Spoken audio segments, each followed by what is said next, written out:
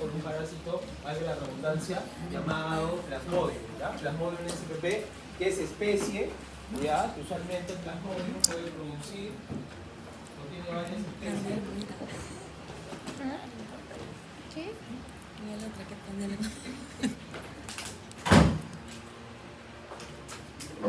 Ya, ok. El Plasmodium produce una enfermedad llamada malaria, ¿ya? Que produce fiebre, ¿no? Y es endémica en algunas zonas del mundo, ¿no? En Perú hay zonas endémicas de malaria. ¿Ya? Bueno, recuerden que el Anopheles, ¿no? El Anopheles es un mosquito transmisor de esta parasitosis, ¿ok? ¿Ya? Y bueno, los contenidos, taxonomía, desarrollo evolutivo, ciclo biológico, patogenia, manifestaciones clínicas, diagnóstico y tratamiento, ¿verdad? Recordad que ustedes principalmente van a determinar la etiología, patogenia, ciclo de vida y manifestaciones clínicas de malaria. Con respecto a malaria, los números de casos en Perú, y los pueden ver, mayormente es causada por vivax, Plasmodium vivax, seguida de malaria, de falciparum y seguida de malaria, ¿no?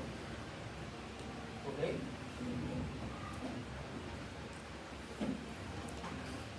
Esas fueron las notificaciones del 2020 al 2023.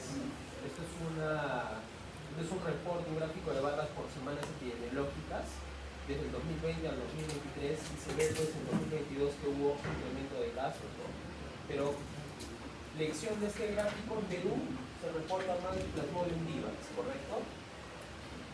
El siguiente gráfico, regiones que más reportan del 2018 al 2023 Plasmodium o malaria, a la cabeza Loreto, ¿no? Loreto con 17.257 casos reportados en 2023. ¿Ok? Estos son los casos acumulados, ¿ya? Y pues regiones de frecuencia de reporte de malaria, por ejemplo Lima, 1, probablemente un exportado, un caso importado, perdón. ¿Ya? Entonces Loreto, Amazonas, Junín, Cusco, San Martín, Ayacucho, Callao, principalmente esos con Madre de Dios. ¿Y esto por qué es importante? Porque cuando les pregunten en el ENAM o les pregunten ahora en los exámenes, les van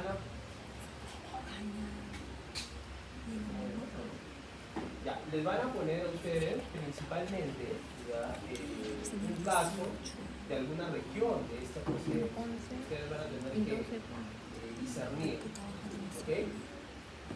Número de casos de malaria por distritos, miren principalmente los distritos de dónde, de la región amazónica, ¿okay? Loreto principalmente, ¿ya? Ahí está, para que lo recuerden siempre. Las notificaciones, vuelvo a repetir, vivas, lo más frecuente en Perú, ¿ya? ¿Okay? Sí. Ese examen, tengo que examen. Entonces acá de todo esto sacamos lo más importante. La especie de Plasmodium más frecuente en Perú es la vivax y los departamentos de la Amazonía, la cabeza Loreto, son los que más reportan malaria en Perú. Si yo les pongo un paciente que viene con fiebre de Piura, ¿qué pensarán más ustedes? ¿Malaria? ¿O podrían pensar dengue? ¿No? Por el criterio de frecuencia. Si yo les pongo un paciente que viene del Callao con fiebre, ¿ustedes pensarán en malaria? No, pues, ¿ya? Para eso sirve el conocimiento de la epidemiología, ¿ya? Bien, reflexión desde la experiencia, la taxonomía, ahí tiene superreino Eucaria, ¿no?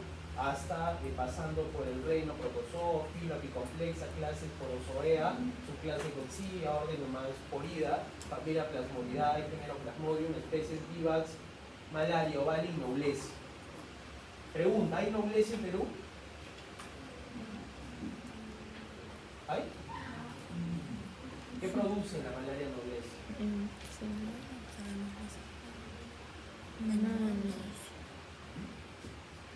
Bueno, acá están las especies de Plasmodium. Ya el mosquito, ya ahí recuérdenlo, ¿no? Para que tengan en cuenta que es transmitida por un vector. Creo que al momento no hemos estudiado ninguna parasitosis transmitida por un vector, ¿no? Esta es la primera, ¿ok?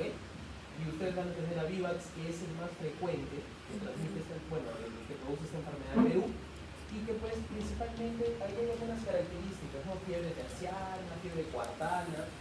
Ténganlo como referencia, porque en la realidad la parte clínica no es tanto así tampoco, ¿ya? Pero ténganlo como referencia, ¿ya? fiebre, escalofríos, malestar general. Formas del parásito en sangre vamos a encontrar anillo, trofozoitos jóvenes, el trofozoito maduro, el esquizonte replicativo, los gametocitos, el macrogametocito y el microgametocito. El trofozoito joven, ¿ok? Sin granulaciones, el trofozoito maduro con granulaciones, el esquizonte, ¿no? El esquizonte sin núcleo, ¿ok? Y luego vamos a encontrar los gametocitos. Esa en realidad, chicos, es parte de cultura general para aprenderlo, para saberlo. Tal vez los que se dediquen a patología clínica o investigar malaria vayan a reconocer esto en un microscopio, ¿no? Ténganlo como cultura general, ¿vale? Que lo vean, ¿no? Véanlo, familiarícense, ¿no? Y pues ahí está, ¿verdad? La morfología del Plasmodium pues consta de dos partes, citoplasma y núcleo. Los parásitos jóvenes tienen forma de anillo y los maduros ovoides, ¿ok? Los jóvenes, ¿no? Son forma de anillo y los maduros como compañeros, ¿verdad? Los esquizontes presentan dos o más masas de cromatina según el grado de maduración, masas de cromatina. Y también recordar que dentro pues, podemos ver los merozoitos, ¿no? A veces en forma de rositas, ¿no? Rosetas. ¿Okay? Igual tienen los gametocitos que ocupan casi todo el eritrocito. Tienen el pigmento palúdico y el citoplasma y el núcleo. La cromatina se presenta con masa única condensada, los macrogametocitos que tienen la cromatina condensada y los microgametocitos que tienen la cromatina líquida. Probablemente algo por aquí pueda venir en el examen, una característica de esta diferencia. ¿No? Como estamos en parasitología, tienen que saber las diferencias entre cada uno de ellos. ¿Listo? Muy bien. Ciclo biológico. ¿Cómo se divide el ciclo biológico de malaria? Miren, tiene un ciclo en el mosco, en el mosquito, tiene un ciclo en el hígado, tiene un ciclo en la sangre. 3. ¿Ya? ¿Okay? El mosquito en el intestino tiene gametocitos. ¿Ok? ¿Y cuál es la forma infectante de malaria? ¿Cuál es?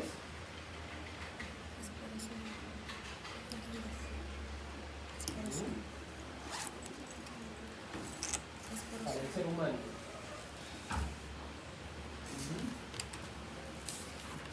Acá está. Esporozoides. Los esporozoides ingresan, se desarrollan, algunos se quedan a vivir dentro del hígado, se llaman hipnozoitos. Otros están en el torrente sanguíneo. Hipno de sueño, porque se quedan aquí largo tiempo, digo. Y no todos los fármacos, para que sepan y relacionen por qué es la importancia de estudiar el ciclo en el hígado, en la sangre, no todos los fármacos matan estos hipnozoitos. ¿Ya? Por eso es la importancia clínica, la importancia farmacológica de ese ciclo. ¿Okay? Tienen que aplicar lo que ustedes conocen en la parte médica.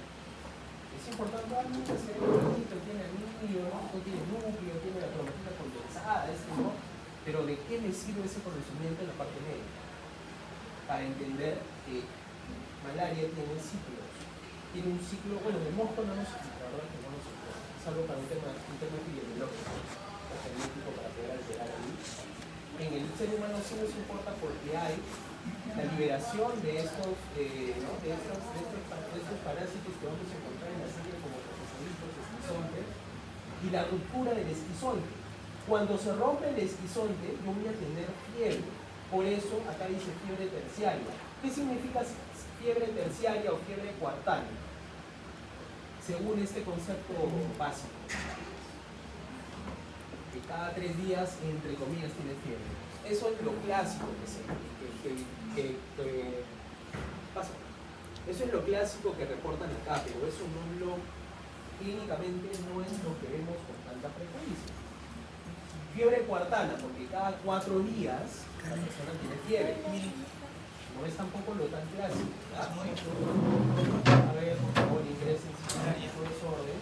¿Ya? Y es cuando sucede fiebre, tiene fiebre el paciente cuando estos trofozoitos esquizontes se rompen. Es acá cuando se liberan a la sangre, parasitan los glóbulos rojos, los lisan y producen fiebre. Por eso el paciente con malaria tiene fiebre. ¿Claro? Cuando un paciente está en la selva, en una zona endémica, hay muchos diagnósticos diferenciales: malaria, dengue, leptospira, entre otras. ¿Okay? O cuando tú atiendes a un paciente que retorna de un viaje, igual, ¿no? Pero la única forma de diferenciar estos chicos es con un frotis periférico, ¿no? Ahí se hace el diagnóstico de malaria. Pero usualmente el diagnóstico de malaria pues, no son los patólogos clínicos de la muestra, ¿no? O los tecnólogos médicos, ¿no? Los biólogos, ¿no? Que están capacitados para eso, ¿no? Nosotros lo tenemos que saber principalmente porque hay fármacos que van a matar acá al hipnozoito y hay otros fármacos que van a matar acá a los esquizoides, ¿no? A la forma que esté en la sangre. Principalmente eso es lo que tenemos que saber de malaria. ¿Ok? Bien, en el ciclo de vida hay un ciclo que se desarrolla en dos etapas. Uno en el mosco, que no nos importa mucho, la verdad, y otro en el hombre, que ese sí nos importa. ¿Ah? El ciclo esporogónico se desarrolla en las hembras, no en el macho, en la hembra del mosquito del género Anopheles. Ocurre la reproducción sexual, ¿ok? Y varía entre 7 a 2 semanas. El ciclo esquizogónico se desarrolla en el ser humano y tiene una fase preeritrocítica y una fase eritrocítica. Ocurre una reproducción asexual del parásito. Esto es lo más importante de todo lo que es malaria con respecto a parasitología. Y esto es lo que probablemente vaya a venir en el examen. Lo mismo, ¿verdad? Lo mismo, ¿no? El mosquito inocula. ¿Qué inocula? Esporozoitos, ¿no? Inocula esporozoitos, los esporozoitos están ahí parasitando. Algunos se van a la sangre, otros van al hígado y se liberan cada cierto tiempo. Un hepatocito, ¿no? Un hepatocito. Miren el esporozoito cómo entra. Esto es un hepatocito cuadradito. Miren lo que es, esto es un vaso sanguíneo, ¿no? Y se produce la parte preeritrocítica, ¿no? Luego en el eritrocito, miren, cómo los parásitos luego lo lisan, lo rompen y libera más parásitos. Esto demora más o menos 2 a 3 días. Por eso ahí dice fiebre terciana, cuartal. En realidad es muy, o sea, clínicamente no es un dato clínico específico y cierto para poder diferenciar, pero tengámoslo como referencia. En promedio estos glóbulos rojos se van a lisar en 48 horas, ¿no? ¿Ya? Y tienen también un desarrollo gametocítico intraeritrocítico, ¿no? Que más o menos le falsifican unos 15 días y el vivax es 4 días. ¿Ok? Y el ciclo esporogónico, ¿no? ¿En dónde se realiza el ciclo esporogónico?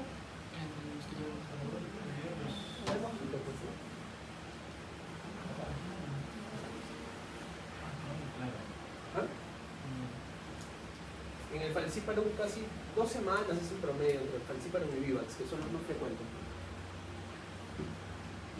Y van a tener los macrogametocitos y los microgametocitos. Y al final, en las glándulas salivales de este mosco, ¿qué van a tener? La forma infectante. ¿Ok? Vuelvo a repetir. Ciclo de vida. Eso tienen que repasarlo por los libros, ¿ya? Ciclo de vida, el ciclo esporogónico y el ciclo esquizogónico. Esporogónico en las hembras del mosco, con la Anopheles, ¿ya? Reproducción sexual dura 7 a 14 días dependiendo de la especie del plasmoide. Hasta 15 días o hasta más incluso puede durar. Pero en promedio es eso. No suelo preguntar tiempo, ¿no? Ciclo esquizogónico, o si pregunto promedio, ¿no? Como decir 14 días y te cierro ahí porque la diapositiva dice así. Es un promedio, porque en la parte clínica, en la vida real, no es así, no es tanto así, no es tan cuadrado, ¿ya? El ciclo esquizogónico ocurre en el ser humano y tiene 2 etapas, preeritrocítica y eritrocítica, y principalmente ocurre en la reproducción sexual del parásito. ¿Ok? A ver, estadio evolutivo, hospedero y la localización. El esporozoito, ¿dónde está? En el invertebrado. En las glándulas salivales del mosco. En un vertebrado está en la forma infectante para el hígado. Ahí busca, ingresa y se forma el hipnozoito, ¿ya? Esquizonte hepático, vertebrado, forma replicante que reproducirá más perozoitos. El hipnozoito, forma latente en el hígado. Solo vivax y oval. ¿Ok? Luego, el merozoito en el vertebrado forma infectante para el eritrocito. El trofozoito inmaduro, que puede dar origen a esquizonte intraeritrocítico o gametocitos. Esquizonte intraeritrocítico, forma replicante que producirá merozoitos. Gametocitos se forman microgametocitos y macrogametocitos. Son la fase infectiva ¿para quién? ¿Para quién? Para el mosquito, ¿verdad? Y el ooquineto y ocisto, ¿no? El ooquineto que puede estar entre el epitelio intestinal y muscular, y el ocisto forma replicante en el interior. ¿Dónde se encuentran qué? Los esporozoitos. Puede venir así una relación de este con el otro y una cosa así, ¿no? No le dice nada. Ahí tienen las características generales del parásito. Ya, pues ahí también tienen otra pregunta que pueda venir de acuerdo a esto, ¿no? Cómo es el eritrocito parasitario, los trofozoitos jóvenes, los adultos, los esquizontes, los gametocitos. En el caso del eritrocito parasitado, ¿qué es lo que ustedes más van a ver? El vivax es hipertrofiado, deformado, pálido, ¿verdad? Tiene las granulaciones de Schaffner y la infección múltiple poco común. El falciparum tiene un tamaño normal, infección múltiple frecuente, escasas granulaciones del Maurer, ¿no? El malariae tiene un tamaño normal, granulaciones de Sima, difíciles de observar, y el ovale está hipertrofiado, irregular, ovalado, con granulaciones de Schaffner abundantes. Que si yo les pregunto, les voy a preguntar principalmente del eritrocito parasitario.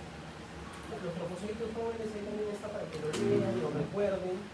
Si sus profesores de práctica les preguntan cuál es la diferencia entre uno y otro, ahí ustedes les responden. Y también les pregúntenle cuántas veces en su vida han visto estas diferencias, ¿no? para que puedan comparar, ¿no?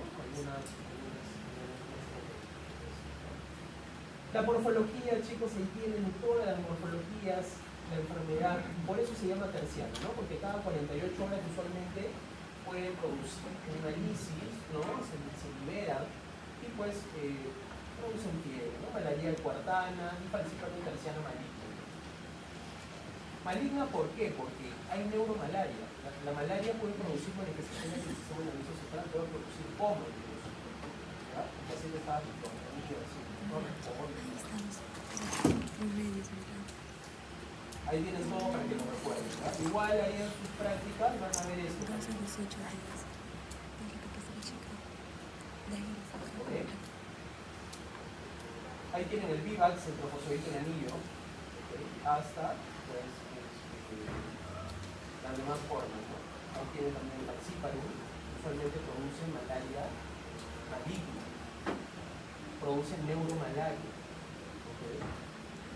Multiparasitismo por trofozoito. Miren. ¿Acá cuántos hay? ¿Ah? ¿Cuántos hay, chicos? Uno. ¿Y acá? Tres. Eso es lo más importante de todo.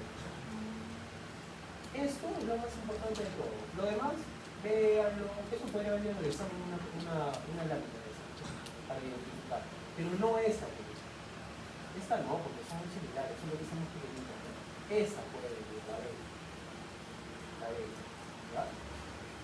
Trofozoito en banda, ¿quién? Malariae. ¿Okay? El agente vector, ahí lo tienen, conózcanlo, miren, qué bonito es. ¿Ya? Ahí está anófeles, la diferencia entre el huevo, la larva y la pupa. ¿Ok? El tubo respiratorio tiene un tubo respiratorio, ¿no? Rudimentario, ¿no? Con muchos pepitos. ¿Okay?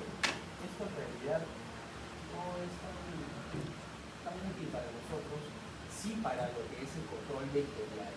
Esto sí es cierto, para el control vectorial sí es importante. Pero lo que hacemos nosotros cuando hacemos control vectorial, vamos a una casa y se encuentra esto, se recogen los huevitos y se llevan para que un biólogo lo lleve.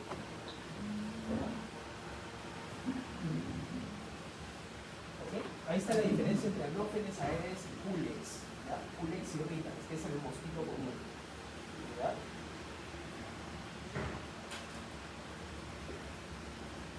Miren cómo es la diferencia del cuerpo de la larva paralelo a la superficie del agua, a diferencia de aedes y culex. Esta es la característica principal. ¿Ya?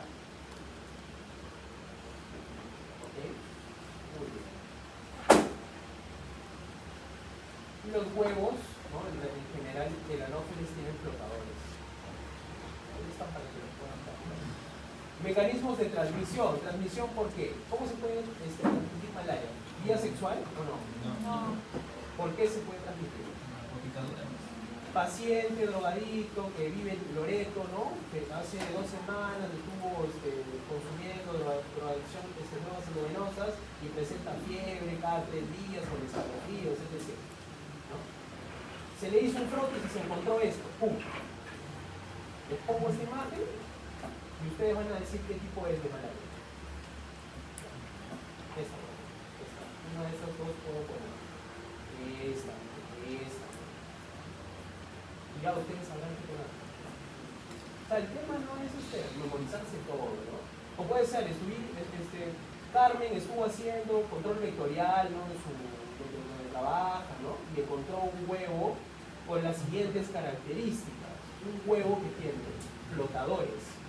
O encontró una larva que yace paralelo a la superficie del agua. ¿Ustedes van a poner aeres? No. ¿O pulex? No, pues. Les estoy dando las claves. ¿Ya? Igual, ¿no? Puede ser por transfusión sanguínea y también puede haber paludismo congénito, pero es más raro todavía. ¿Ok? Es más raro que jalar parasitología. ¿Ya? Luego, ¿cuál es la patología principal? ¿Qué produce este fármaco, este parásito en las personas? Fiebre, y anemia, principalmente. ¿Ya? Un paciente que viene con fiebre y con anemia de la parte oriente, sí o sí malaria. Si un paciente viene con fiebre y leucopenia del oriente, sí o sí probablemente dengue. Bueno, acá en Perú estamos viendo un montón de dengue también para Lima. ¿Ok? Y si viene un paciente de la sierra, bueno, eso lo van a ver en microbiología, ¿no? Si viene con fiebre y con anemia de la zona de Ancash, tienen que pensar en Bartonella. Y usualmente esos casitos les preguntan en el ENAM.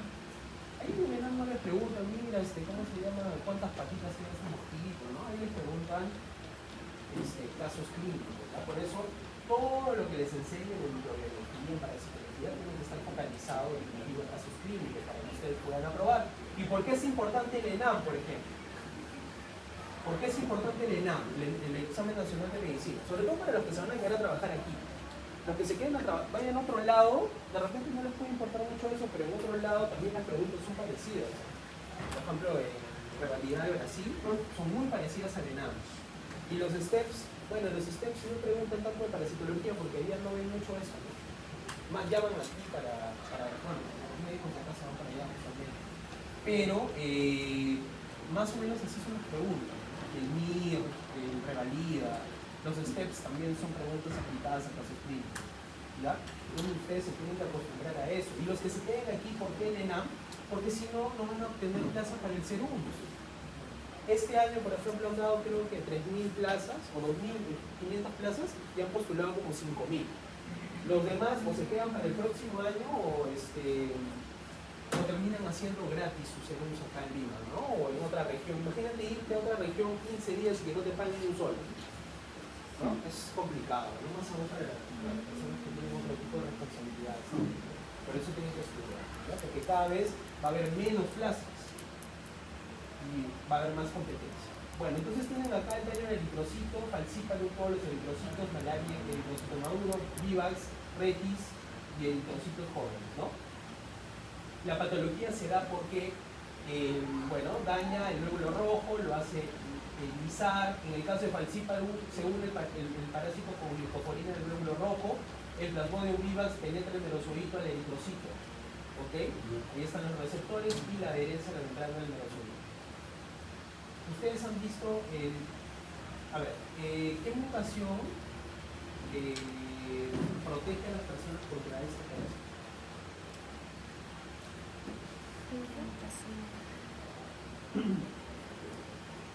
¿Han llevado fisiología o no? ¿Se llevó? ¿Fisiopatología han llevado? Fisiología sí. Cuando hicieron la fisiología del glóbulo rojo, ¿les hablaron de la anemia falciforme? Sí. Usualmente, ¿quiénes se ven anemia falciforme? ¿Qué personas?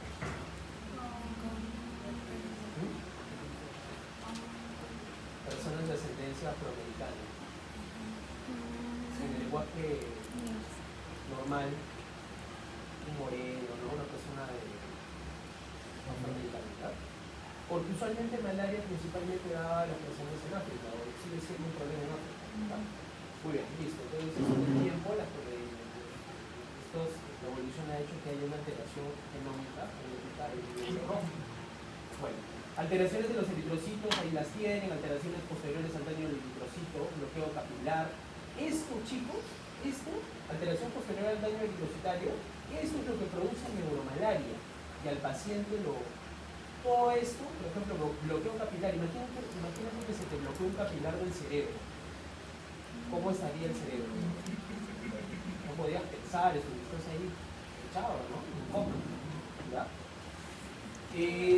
Longitud de esquizogonia eritrocítica o periodo esquizogónico, ¿no? Explica la periodicidad de los síntomas febriles que ocurren cada 3 días o cada 4, ¿no? Fiebre terciana o fiebre cuartana. ¿En cuánto tiempo hace la IS? Todas las etapas del desarrollo se observan en la sangre, a excepción del falcíparo, donde los trofozoitos viejos están en órganos internos, cerebro, corazón, placenta, vaso, intestino, médula ósea. Por eso es más peligroso es el falcíparo. Y ahí el tratamiento directo es en una malaria grave con falciparum es con tabletas o endovenoso de derivados del artesunato o las artemisinas. Inmunidad, bueno, ya saben allí que hay gente, bueno, hay personas que tienen inmunidad natural, ¿no? Deficiencia de la glucosa 6-fosfato deshidrogenasa, enfermedad por hemoglobina S, C, talasemia, linfocitosis, ¿no? Los africanos occidentales presentan resistencia completa al Plasmodium vivax, porque sus eritrocitos carecen del grupo sanguíneo DAF, ¿ok? Comprometido la adherencia al vivax en estas células. La adquirida tiene que ver con la fagocitosis y la inmunoglobulina G y la inmunidad pasiva, que es recibida durante la etapa fetal, la G, ¿ok? La G es ¿qué inmunoglobulina transfiere o pasa a la placenta? La I, muy bien. Las manifestaciones clínicas, ya les mencioné, chicos, fiebre, dolor, cefalea, etc., escalofríos, vómitos. Entonces, ustedes tienen el criterio epidemiológico, viene de Loreto, más el criterio, ¿no? Clínico, y les dicen que observaron en la sangre, bueno, que tiene anemia, por ejemplo, y vieron algunas formas que se describen, entonces automáticamente ustedes suman criterios y dicen, bueno, el paciente puede tener malaria. ¿Ok? Muy bien. Miren estos picos, ¿no? Cuando se liberan o se rompen, ¿no? Estos parásitos, producen fiebre cada 3 o 4 días. Este tipo de fiebre éctica interdiaria puede ser debido a malaria. ¿Okay? También este parámetro de aquí febril lo tienen los abscesos, pero son diarios, son como puntitas. Esto se llama un tipo de patrón de fiebre éctica. ¿Okay? Las alteraciones posteriores al daño eritrocitario producen hemólisis, producen bloqueo capilar, ¿okay? Anopsia y daño tisular. Por eso los pacientes tienen encefalopatía, por eso los pacientes pueden tener problemas renales, respiratorios, porque no hay un buen intercambio justamente por ese bloqueo capilar. ¿Y por qué el Plasmodium falciparum es el que más produce daño? Porque miren, acá tienen uno, acá tienen 3. ¿Entienden? ¿Sí? En número y avidez por los eritrocitos y por otros órganos es mayor que el falciparum. No les he descrito en los momentos que falciparum puede ser encontrado en el cerebro, en el riñón, en el pulmón. ¿Okay? Es por eso que produce neuromalaria o la malaria maligna. ¿Verdad? Alteraciones de los órganos, aquí está. El vaso y el hígado están aumentados, pueden producir ictericia, el cerebro, encefalopatía aguda difusa, lo que les decía, ¿no? El falciparum produce glomerulonefritis. Paciente, les pongo un caso clínico con... ¿Saben qué es una glomerulonefritis? ¿Saben qué es? ¿Saben qué es el glomérulo? Sí. Sí. Es una inflamación del glomérulo, una nefritis, una infección, una inflamación. ¿Ya? Entonces, congestión, aumento de tamaño del órgano y pigmentación oscura. ¿Ok? Y malaria produce síndrome nefrótico. ¿Qué es el síndrome nefrótico? Cuando elimino proteínas por la orina. Más de 2.5 o 3.5. Pulmones, edema, congestión y acúmulo de pigmento. Ya les expliqué por qué pasa todo esto. ¿Ok? Bien. Alteraciones a los órganos lo tienen allí. Síndrome nefrótico, glomérulo, nefropatía proliferativa y el falciparum glomérulo nefritis. Ecología y carga de la malaria, manifestaciones clínicas. Mosco infectado, humano infectado, que produce enfermedad febril crónica, es aguda. Enfermedad severa puede producir hipoglicemia, baja en glucosa, anemia, dificultad respiratoria y lo que les decía, malaria cerebral. Y luego, ¿qué termina? Termina con algunos a fin de siglo, ¿no? Muertos, ¿no? Luego, ¿qué pasa? Humano infectado puede tener efectos crónicos, anemia, neurológico, desarrollo, ¿no? Puede producir crecimiento y desarrollo dañado. Los pacientes que viven allá en la selva, usualmente en caseríos, al interior, tienen problemas estos efectos crónicos, sobre todo a nivel neurológico.